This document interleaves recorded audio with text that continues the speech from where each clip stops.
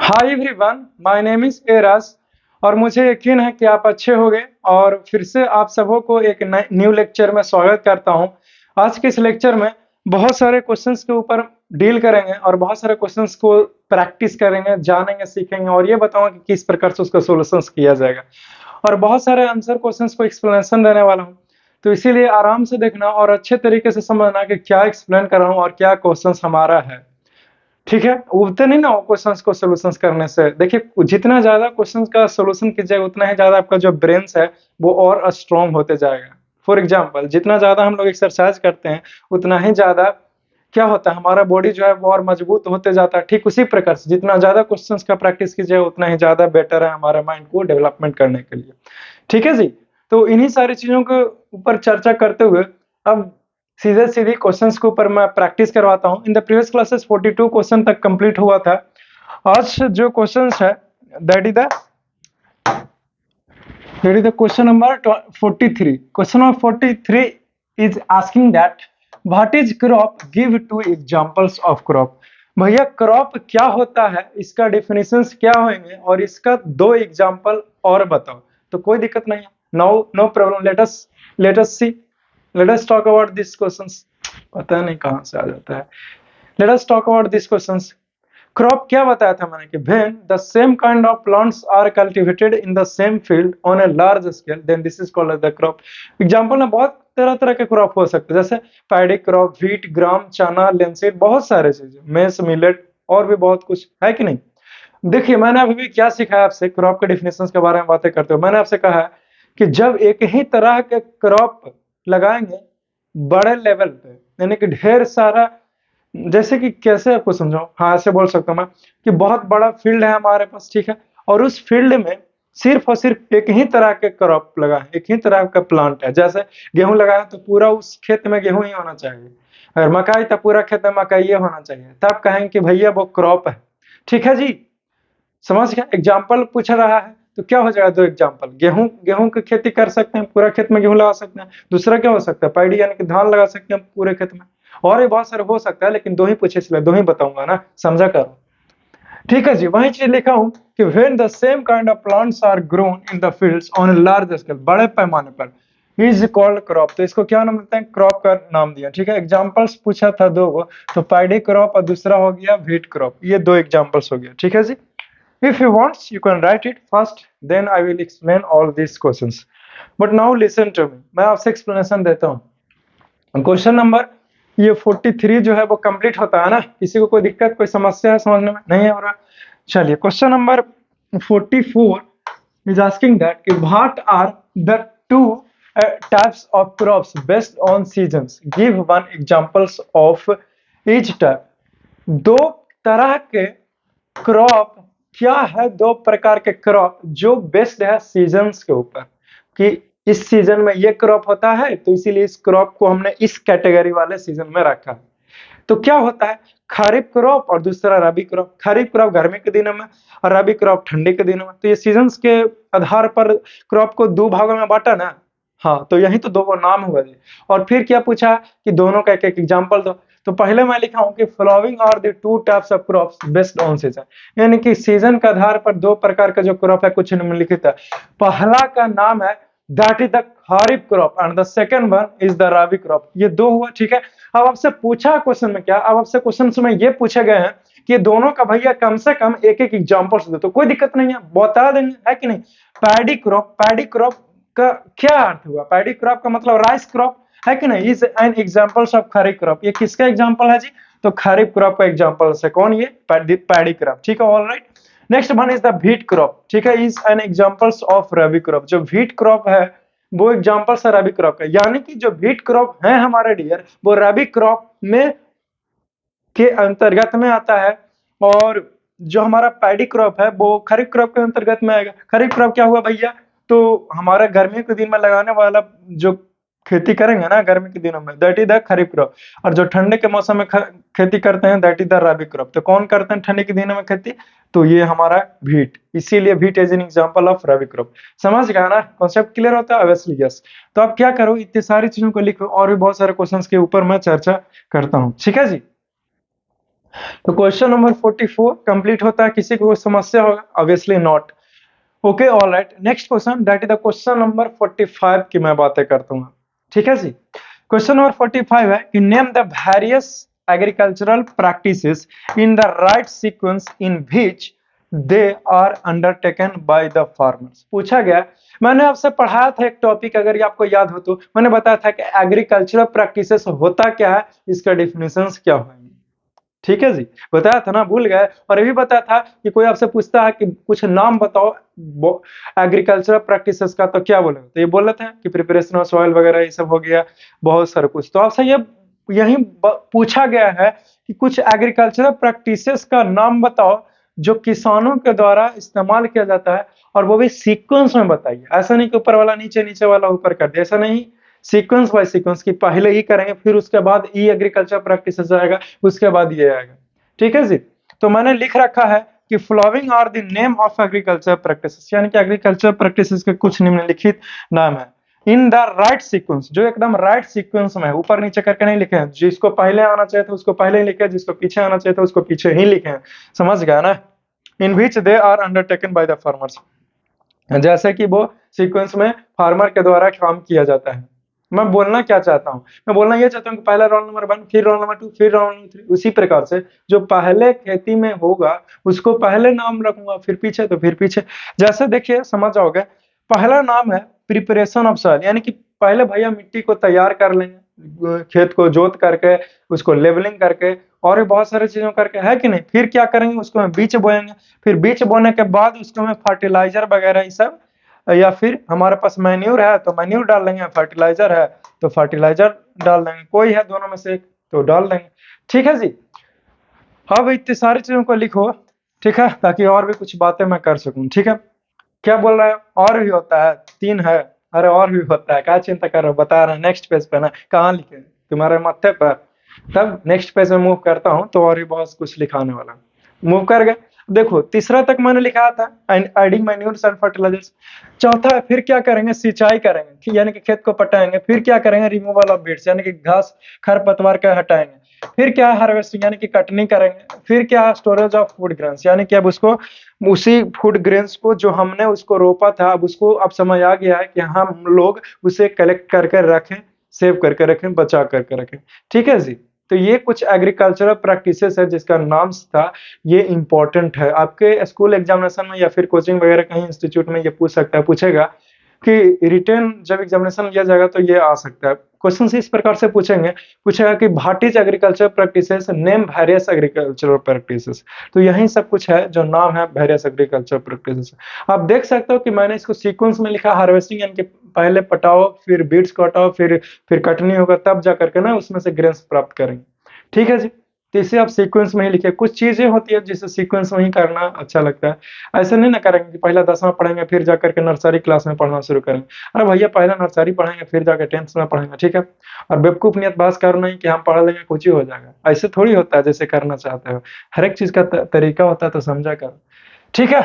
If you wants you can write it. चलो, समझ रहे हो, किसी भी प्रकार का कोई तकलीफ नहीं होता है। Very good. Next question, that is the question number 46। ठीक है। अब देखिए 46 में क्या है, क्या है कि डिस्क्राइब ब्रीफली, यानी कि पूरे विस्तार रूप से बताइए कि how soil is prepared by for sowing seeds, यानी कि मिट्टी, आप, मैंने बताया है आपको कि एग्रीकल्चर प्रैक्टिस सबसे पहला है that is the preparation of soil. But आपसे प्रश्न ये पूछा गया कि आप उसको बहुत अच्छे तरीके से बताओ कि मिट्टी को किस प्रकार से कैसे तैयार करेंगे, किस प्रकार से प्रिपरेशन किया जाएगा। तो मैंने बताया कि सबसे पहले भैया प्लॉगिंग कीजिए, फिर लेवलिंग कीजिए, और फिर मैन्यूर की रिंग होगा। मतलब पहले खेत को जोता जाएगा, फिर जोतने के बाद उसको बराबर किया जाएगा, चौका जिसको बोलते हैं हिंदी में। फिर मैन्यूरिंग, यानी कि मैन्योर्स वगैरह सब ऐड करेंगे अगर न्यूट्रिएंट्स की कमी है सॉइल में तो, है ना। ये फिर भी डाल देंगे, क्या दिक्कत है, कोई दिक्कत नहीं। अब क्या करो, एक्सप्लेन करने के यहीं तक काम चला सकते हो, आंसर यहीं तक भी कंप्लीट होता है। बट यहाँ पे एक शब्द लिखा गया ब्रीफली, यानी कि अच्छे से आंसर्स को लिखे। इसीलिए एक एक लाइन तीनों के बारे में लिख डालेंगे, है कि नहीं। मैंने क्या लिखा है, प्लॉगिंग के बारे में लिखा है कि the process of loosening and turning of the soil is called plogging. यानी कि जो प्रक्रिया, ऐसा कोई प्रक्रिया जिसमें मिट्टी को हम लोग क्या करते हैं, सटा हुआ पहले मिट्टी रहता है उसको लूज कर देते हैं, ढीला ढाकुर कर देते हैं, और तो और उसको फिर टर्निंग करते हैं, इस प्रकार से घुमा देते हैं मिट्टी को। तो इसी प्रक्रिया को, इसी प्रोसेस को प्लॉगिंग का नाम दिया गया। ऑल क्लियर, ऑल राइट, कोई दिक्कत, कोई कंफ्यूजन नहीं होगा। Very good. नेक्स्ट है दैट इज द लेवलिंग। अब लेवलिंग के बारे में बातें करते हुए आगे बढ़ते हैं। लिखा हूं कि the ploughed soil is levelled by pressing it with a wooden leveller so that topsoil is not blown away by wind or drained water। यहाँ पे बताया गया है डियर कि जो हमारा अब सॉइल है, जैसे कि हमने क्या किया, प्लॉट किया है, सॉइल को कोड़ दिया, जोत दिया इस प्रकार से, ठीक है। तो क्या हुआ कि बड़े बड़े कहीं कहीं चट्टान वगैरह ये सब सॉइल को कोड़ गया होगा, कहीं कहीं छोटा छोटा भूरकुंडी की तरह इधर उधर जो है वो मिट्टी की, जैसे भूरा कैसे रहता है जो खाते हो दही में, चूड़ा तिलकुट whatever so called as in the month of January। खैर नहीं हो लेट। तो मैं आपसे ये बता रहा हूँ कि उसी प्रकार से जो धूल जैसा जो है वो ऊपर आ जाता है, तो वो क्या होगा कि ऊपर का जो सॉइल है वो पानी की मदद से वो उड़ करके चला जाएगा ना, विंड की मदद से उड़ के चला जाएगा और पानी की मदद से दह करके चला जाएगा, और ऊपर उसमें न्यूट्रिएंट्स होगा तो वो भी दह जाएगा। तो इसीलिए अगर हम उसको क्या करते हैं, एक बार उसको, उस कूड़ा हुआ मिट्टी को इस प्रकार से अगर बार बार ऐसे प्लेन कर देते हैं, तो जो सॉइल है वो थोड़ा थोड़ा बैठ जाता है और एक समतल लेवल की तरह हो जाता है, ठीक है। तो तो यही प्रक्रिया को लेवलिंग का नाम दिए हैं, ठीक है जी। मैन्यूरिंग क्या हुआ, तो manure means adding manure to the soil. Soil में मैन्यूर को ऐड करना ही मैन्यूरिंग का नाम दिए हैं। कॉन्सेप्ट क्लियर, ऑब्वियसली यस, कोई confusion, no confusion, very good and the very nice. आगे बढ़ सकता हूँ ना, चलिए, क्या आगे बढ़े, चलो ठीक है। तो आप if you wants you can write it, wants नहीं बल्कि आपको लिखना ही चाहिए और लिखना ही पड़ेगा, ठीक है। क्यों? क्योंकि हमने जो लिखा है ऐसे ही लिखे हैं, आप लोगों के लिए इतना मेहनत करता हूँ, तो आप भी लिखा करो, लिख लिएगा, मुझे यकीन है कि आप लिखे होंगे। आगे बढ़ सकते हैं नेक्स्ट पेजेस पे। चलो let's go to the next pages. Next question, and the questions here arising is that question number 47। देखो 47 क्वेश्चन नंबर में क्या पूछा गया। क्वेश्चन है कि भाई do farmers carry out levelling of the ploughed fields. अब कोई लड़का यहाँ पे प्रश्न, देखो ये सब जो चीजें हैं, जो भी क्वेश्चंस में यहाँ पे आ रहा है, ऑलरेडी हमने आपको टॉपिक में पढ़ा रखा है, बट कोई बात नहीं, क्वेश्चंस है तो आओ चलो डील करते हैं, कि नहीं। देखिए प्रश्न ये है जी कि आखिरकार हमने मिट्टी को कोड़ दिया, ठीक है, तो उसमें हम लोग उसको फिर लेवलिंग क्यों करेंगे, सीधे बीज कहाँ ना डाल देते हैं। तो मैं एक बात बताओ, फिर बिहान आज ऐसे प्रश्न पूछ रहे हो, फिर बिहान आकर के कहोगे कि सर मिट्टी को जोतना क्यों, खेत को जोतना क्यों, मिट्टी है ये, उसको में बीज फेंक देते हैं हो जाएगा, तो आम की गुठली वगैरह की नाली में फेंक देगा हो जाएगा, ऐसा नहीं होता। जहां पर खेल, अब जैसे कि टाइल्स वगैरह ऐसा है घर में, अब वहां पे बीज फेंक देंगे तो वहां से आप सोचा कि प्लांट्स हो जाएगा, तो ऐसा नहीं होता है ना। अब वहां पे मिट्टी एकदम पूरा सटा हुआ, वहां पे बीज फेंक देंगे तो हो जाएगा, नहीं होगा। कूड़ा हुआ मिट्टी में कोड़ करके मिट्टी को डालते हैं, क्यों? ताकि जो अंदर का जो न्यूट्रिएंट्स है वो बाहर आ जाए और प्लांट्स को अच्छे तरीके से मिले, ठीक है, और वो जर्मिनेट आसानी से कर सकते हैं इसीलिए। और उसका जो रूट्स है वो नरम मुलायम होता है, मिट्टी नरम रहेगा तब ना रूट्स अंदर तक लेके जाएगा डीप होकर के, लेकिन अगर मिट्टी हार्ड रहेगा तो कैसे अंदर तक ले समाहित होकर जाए। तो समझ रहे हो, बहुत सारे कारण है, ठीक है। तो आखिरकार क्यों लेबलिंग किया गया, ठीक उसी प्रकार से मिट्टी को कोड़ दिए तब तो बीज दे सकते हैं, बट उसको हम लोग लेबलिंग क्यों करेंगे, उसको प्लेन क्यों करेंगे, चौका क्यों डालेंगे। तो आओ चलो जानते हैं। पहला तो लिखो यहाँ पे कि farmers carry out levelling of the plot field, यानी कि जोता हुआ फील्ड को फार्मर्स जो है वो लेवलिंग करता है, क्यों? Due to the following reasons, यानी कि कुछ रीजंस है, कुछ कारण है जिसके चलते ऐसा किया जाता है। सबसे पहला रीजन बताया मुझे कि it prevents the top fertile soil from being carried away by the strong winds और washed away by the rain water. देखो अगर हमने, जैसे कि तुम ऊपर का सॉइल होता, ठीक है, कम फर्टाइल होता, अंदर वाला ज्यादा फर्टाइल होता, तो हमने कोड़ दिया तो अंदर वाला सॉइल ऊपर आ गया, ठीक है। अब वो उठा है तो नरम मुलायम है, तो ज्यादा मात्रा में वाटर अगर रेन वाटर से दहा करके दूसरा फील्ड में चल जाएगा और हमारा जो सॉइल है वो फर्टाइल कम हो जाएगा। अगर लेकिन लेवलिंग करते हैं तो समतल हो जाता है, पहले भी बताए थे, और हमारा जो जो चांसेस है पानी से दहा करके चले जाना वो कम हो जाएगा, और हवा से भी उड़ेगा नहीं, ठीक है। तो इसलिए हम लोग लेवलिंग करेंगे। दूसरा है कि it helps in the uniform distribution of water in the fields during irrigation. देखो अगर हम लोग लेवलिंग किया है, यानी कि इस प्रकार से प्लेन कर दिए हैं, जो अरे बैठा करके नहीं, हार्डली नहीं, बल्कि आराम से इस प्रकार से रद्दा को सबको सेम कर दिया, कहीं ज्यादा उठा कहीं ज्यादा गबड़ा, ऐसा नहीं है, प्लेन कर दिया। तो क्या होगा कि पानी देंगे तो हर एक जगह इक्वल अमाउंट में वाटर जाएगा, और नहीं तो कहीं उठा रहेगा कहीं नीचा रहेगा तो पानी नीचा जाएगा, ज्यादा जाएगा उठ करता तो पहुंचेगा ही नहीं। तो भी दिक्कत है कि नहीं। तो इसीलिए लेवलिंग करना इंपॉर्टेंट है। ठीक है जी, नेक्स्ट है कि it helps in preventing the loss of moisture from the ploughed soil. देखो जो मॉइस्चर है, जो सॉइल का नमी है, उससे कम होने से या फिर उसका खत्म हो जाने से बचाता है ये हमारा लेवलिंग। ठीक है जी, चलो, या फिर यूं कहूं कि ह्यूमस वगैरह ये सब, मॉइस्चर का मतलब हुआ कि नमी, मॉइस्चर का अर्थ हुआ नमी वगैरह सब, या फिर ह्यूमस वगैरह सब जो सॉइल में होता है। Next question number 48 is asking that कि what are the advantages of sowing seed with a seed drill. देखिए मैंने आपको पढ़ाया है कि सीड ड्रिल जो है वो भैया होता क्या है, इसका डेफिनेशंस क्या होंगे, और सीड ड्रिल का जो है वो एडवांटेजेस क्या है, मैंने ये सब कुछ बताया है ना।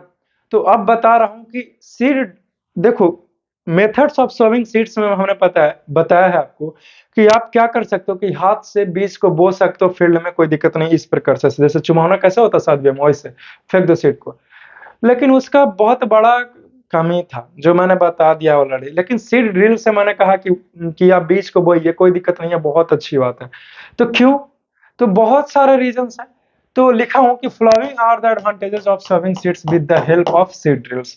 यानी कि सीड ड्रिल से बीज बोने का कुछ निम्नलिखित एडवांटेज है, यानी कि कुछ निम्नलिखित फायदा है।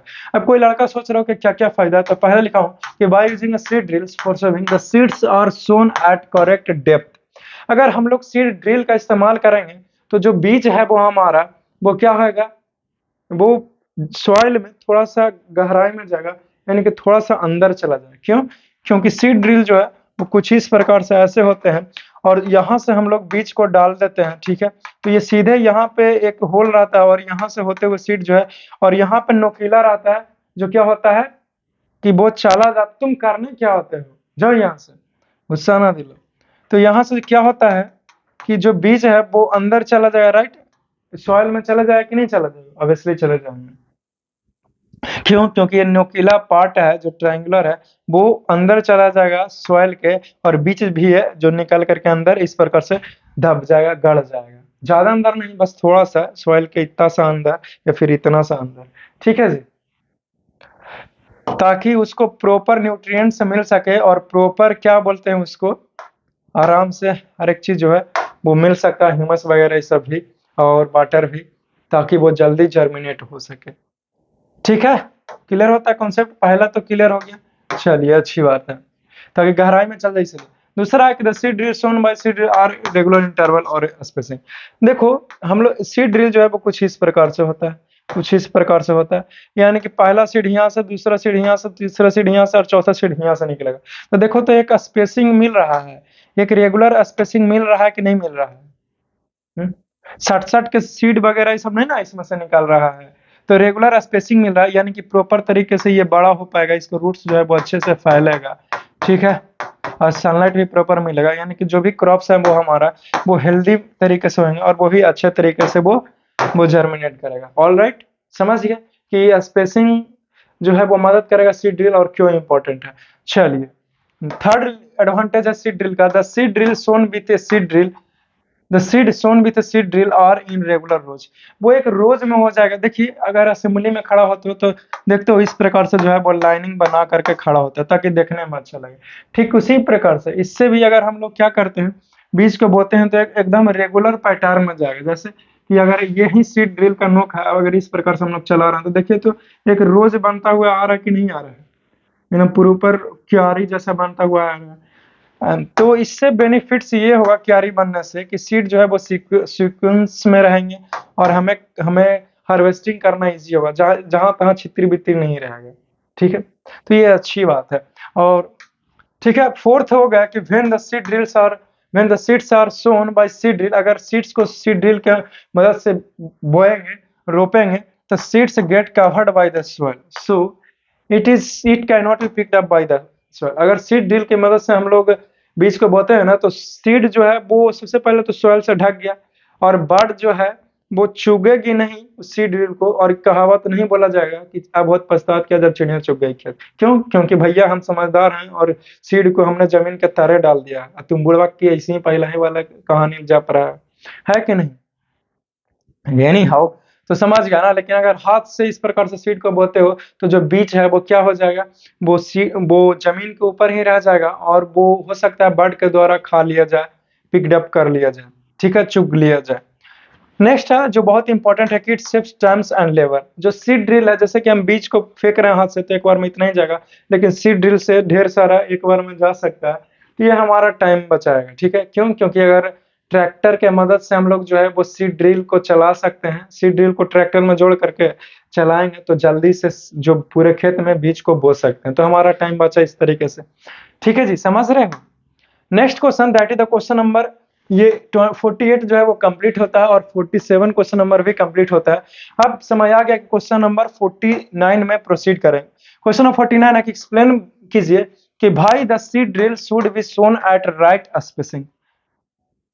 द सीड्स, देखो मैंने आपसे एक एडवांटेज में यहाँ पे बताया गया है, ठीक है, क्या स्पेसिंग, कि सीड ड्रिल के मदद से अगर सीड को बोते हो तो एक एक पर्टिकुलर स्पेस पे रहता है, पहला सीड यहाँ, दूसरा यहाँ, तीसरा सीड यहाँ, चौथा सीड यहाँ, पांचवा सीड यहाँ, तो कुछ इसको स्पेस मिलता है। तो वही प्रश्न को यहीं चिपका दिया गया कि एक्सप्लेन कीजिए कि क्यों सीड ड्रिल, क्यों इंपॉर्टेंट है कि बीज को हम लोग थोड़ा दूरी दूरी पर रखें। तो वही पूछा कि एक्सप्लेन भाई the seed should be sown at right spacing, कि क्यों जरूरी है कि जो सीड है, जो हमारा बीज है, वो एक करेक्ट स्पेसिंग, थोड़ा थोड़ा गैपिंग करके हम लोग बीज को बोए। तो कुछ कारण है, ऑब्वियसली है ऐसा, इसलिए ताकि वो जो सीड है वो प्रॉपर उसको न्यूट्रिएंट्स मिल सके, प्रॉपर सनलाइट मिल सके, प्रॉपर वाटर मिल सके, ताकि वो अच्छे से ग्रोथ हो। एनी हाउ, लिखा हूं मैं कि the seed should be sown at right spacing. क्यों लिखा हूं? This is because if the seeds are sown too close, और अगर ऐसे इसलिए क्योंकि अगर उसको हम लोग उसको सटा करके करके बीज को लगाए तो क्या होगा, देन प्लांट्स भी फॉर्म होगा, वो भी सटल सटल ही होगा। ठीक है जी, टू क्लोज प्लांट्स भी जो बड़े होंगे क्रॉप वो भी सटा हुआ होगा ना। एंड यानी कि अब नेक्स्ट पेज में जल्दी से मूव करते हैं। And will not get enough sunlight, और वो जो है वो सट करके हुआ तो प्रॉपर तरीके से सनलाइट नहीं मिलेगा, वाटर नहीं मिलेगा, एंड अदर न्यूट्रिएंट्स, और भी कुछ न्यूट्रिएंट्स जो जैसे एनपीके वगैरह से होगा। और हेंस अंततः क्या होगा अंत में, कि plants will not grow properly, और प्लांट्स जो है वो अच्छे तरीके से ग्रो नहीं कर पाएगा। और अगर वो ग्रो नहीं कर पाएगा तो फसल नहीं होगा, तो हम लोगों को अनाज कैसे मिलेगा? नहीं मिलेगा। तो ये कुछ इसका क्या था, कमियां था, जो मैंने आपको ऑलरेडी बता रखा। ठीक है डियर, कोई कंफ्यूजन है? नहीं ना, चलो ठीक है, तुम चाहते हो, ऑलरेडी पढ़ा रखा हूँ, नहीं मिलेगा। ठीक है जी, इसीलिए स्पेसिंग चाहिए। Next question, and this is the last question, ये जो क्वेश्चन है वो लास्ट हो जाएगा। Question number 50, what is ploughing, tilling, name any two implement used for tilling the field. ये प्लॉगिंग क्या है? प्लॉगिंग का हिंदी मीनिंग हुआ जोतना। क्या जोतना? तो खेत जोतना, या फिर प्लॉगिंग का दूसरा नाम लिखा गया है, that is the tilling. Tilling का है चाहे प्लॉगिंग का है, एक ही बात है। तो इसीलिए यहाँ पे लिख दिया हूँ कि व्हाट इज प्लॉगिंग, प्लॉगिंग क्या है। और ऐसा दो वो इंप्लीमेंट्स, यानी कि दो टूल का नाम बताओ जिसके मदद से खेत को जोत सकते हैं। ठीक है, तो पहले प्लॉगिंग का डेफिनेशन लिखा हूं कि the process of loosening and turning the soil is called plogging. यानी कि वैसा कोई प्रक्रिया जिसमें जिसमें मिट्टी को लूज करेंगे और ऐसे ऐसे घुमाएंगे मिट्टी को, तो उसी को प्लॉगिंग का नाम दिया। अब दो गो टूल का नाम पूछा है ना, तो लिखा हूं हो जाएगा और प्लाव हो जाएंगे। वुडन प्लाव, लकड़ी का प्लाव, और हो नाम है, ये नाम है। और the name of two implements which is used for, किस लिए इस्तेमाल होता है? तो प्लॉगिंग के लिए और टीलिंग पर्पसेस के लिए। कहाँ? तो इन द फील्ड्स, यानी कि खेतों में इस्तेमाल होता है। ठीक है जी।